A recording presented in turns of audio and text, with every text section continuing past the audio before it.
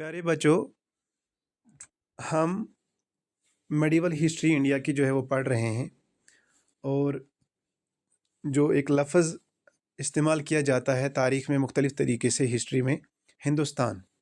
The meaning of Hindustan change over time. ये लफ्ज़ हिंदुस्तान मुख्तलिफ़ तरीके से मुख्तलिफ़ दौर में इस्तेमाल हुआ। अगर हम 13th सेंचुरी की बात करें तो इसको इस्तेमाल किया गया था दिल्ली सल्तनत लैंड के लिए, यानी कि मुसलमानों की हुकूमत इंडिया पर रही कुछ डायनास्टीज़ की, कुछ ख़ानदानों की, और उनको हम कहते हैं ये दिल्ली के सुल्तान थे। तो उनमें से जैसे कि एक ख़ानदान आता है स्लेव डायनास्टी, ऐसे ही खिलजी डायनास्टी, तुगलक डायनास्टी, ऐसे ही लोधी डायनास्टी। तो ये मुख्तलिफ़ ख़ानदान से 1206 में इनकी हुकूमत स्टार्ट होती है। और जब मुग़ल्स इंडिया में आते हैं तो ये जो दिल्ली सल्तनत है, इनका जो टाइम पीरियड है वो ख़त्म हो जाता है 1526 में, जब बाबर आता है इंडिया में। बैटल ऑफ पानीपत होती है, फर्स्ट बैटल ऑफ पानीपत जो होती है 1526 में, 1526 AD में, और उसके साथ ही लोधी डायनास्टी ख़त्म हो जाती है और दिल्ली सल्तनत का पीरियड जो है वो ख़त्म हो जाता है।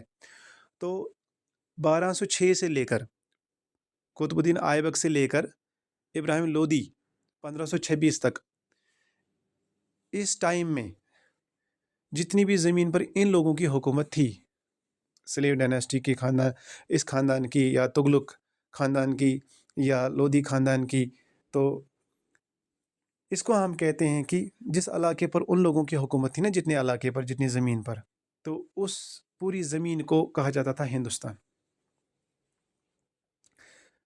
तकरीबन ये जो आज का इंडिया है ना, तो नॉर्दर्न इंडिया ये है, इसी को हम उस वक़्त कहते थे हिंदुस्तान।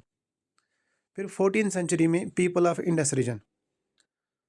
तो जो इंडिया में एक बड़ा दरिया है, रिवर इंडस, तो इस रिवर इंडस के जहाँ जहाँ से ये रिवर इंडस गुजरता था, और जो लोग इसके आसपास में रहते थे, जितनी ज़मीन पर इंडस फैला हुआ था, तो उस ज़मीन को कहा जाता था हिंदुस्तान।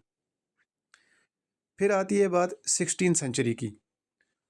तो इसमें क्या कहा गया, होल सब कॉन्टिनेंट, जो पूरा इंडिया है, जो आज का इंडिया है, जो पाकिस्तान है, जो बांग्लादेश है, ये उस ज़माने में पूरा एक ही मुल्क था।